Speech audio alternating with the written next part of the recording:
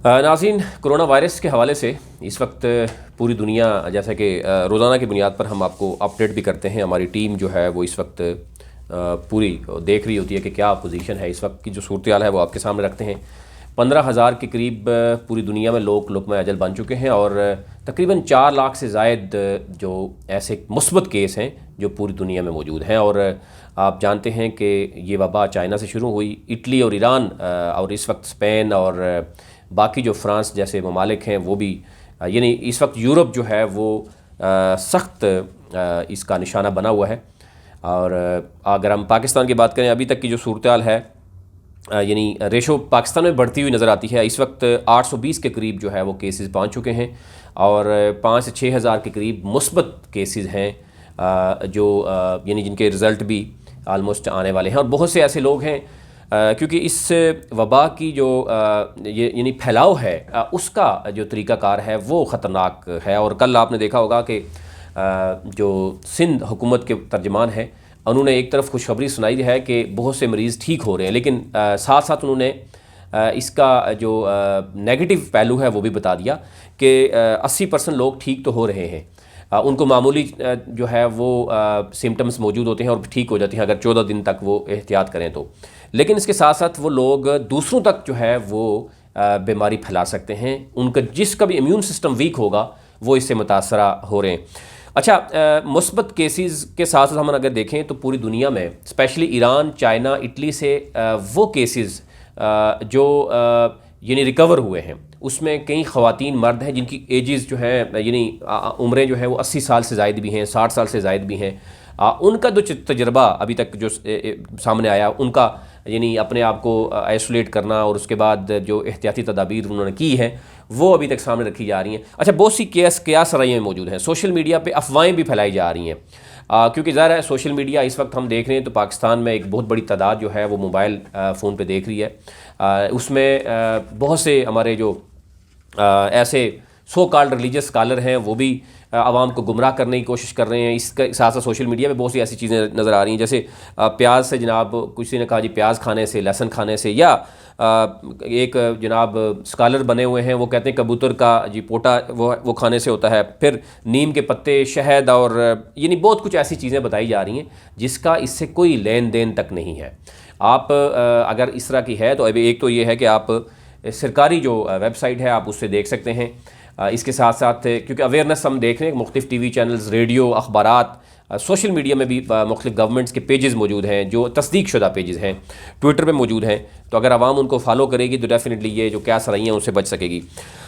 जो लोग ऐसे हैं जो यानी रिकवर हुए हैं, असल तो वो स्टोरी है जो लोग रिकवर हुए हैं और वो कैसे रिकवर हुए हैं, उन्होंने क्या किया है, वो अगर हमें देखना होगा कि खुदा न ख्वास्ता अगर किसी को कोरोना की शिकायत हुई, पॉजिटिव निकल आया तो उसके बाद उसको क्या करना चाहिए। नंबर 1, गर्म पानी तो वैसे कहा जा रहा है कि पीना चाहिए, ये नहीं कि हर थोड़ी देर बाद गर्म पानी पीने से ठीक हो जाता है, लेकिन गर्म पानी वैसे कहा जा रहा है कि पीना चाहिए जिससे बहुत सी बीमारी वैसे भी जो है वो दूर रहती हैं। इसके साथ साथ जो सबसे अहम है वो गर्म, यानी खाना भी आपने गर्म खाना है, खाना ठंडा नहीं खाना, यानी कोशिश करनी है गर्म खाना खाएं।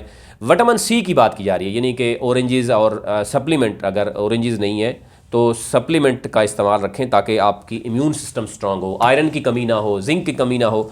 और जो लोग मोस्टली डाइट करते हैं और डाइट में क्योंकि खुद साख्ता तौर पर कुछ चीज़ें छोड़ देते हैं, वो फ़िलहाल डाइट ख़त्म कर दें और अपने इम्यून सिस्टम को मजबूत करें।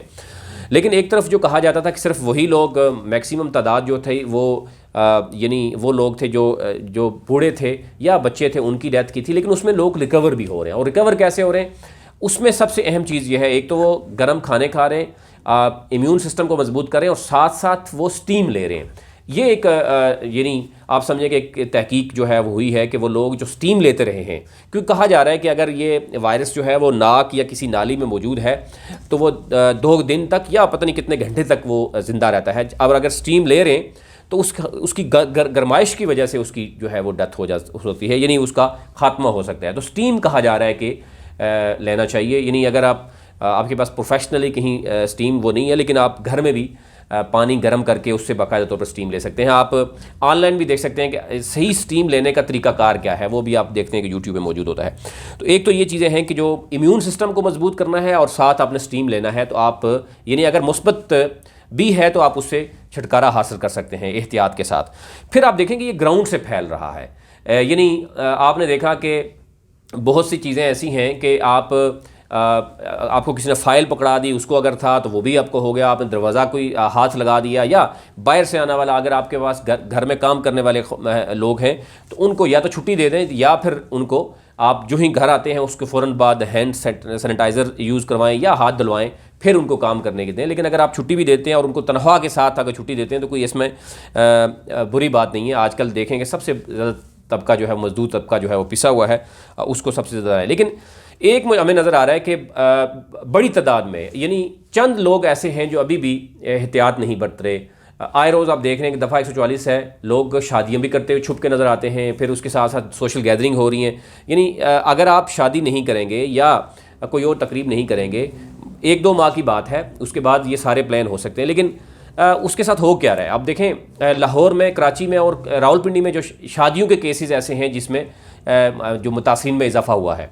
फिर वो लोग जो बाहर से आए हैं और उन्होंने, वो ठीक तो हो गए लेकिन उसके बाद जो है वो दोबारा से उसमें मुबतला हुए, ये बड़ी तशवीशनाक सूरत हाल है। तो एक तो देखना होगा कि इसमें एहतियात बहुत ज़रूरी है, और ज़ाहिर है ये हवा में तो मौजूद नहीं है, ग्राउंड में मौजूद है। किसी भी चीज़ को टच करने से जो है वो इसमें किसी में भी कोरोना की तशखीस हो सकती है। तो ये तो एक बहुत ही अहम जो है वो चीज़ें सामने आ रही हैं। अभी तक जो सूरत हाल पाकिस्तान में है उसमें 6 जो है पाकिस्तानी जिनकी डेथ हुई है, जिसमें 3 KPK से हैं।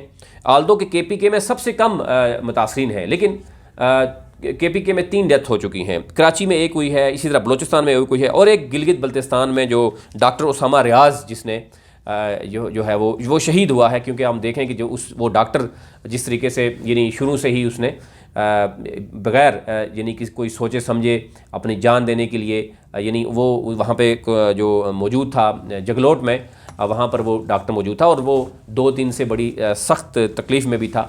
लेकिन कहा जा रहा है कि उसको कहीं शिफ्ट भी नहीं किया गया। लेकिन एनी हाउ तमाम डॉक्टर्स हजरात ने उसको खराज तहसीन पेश किया, और वो वाहिद डॉक्टर है जो सबसे पहले जिसने शहादत नोश की कोरोना वायरस के हवाले से।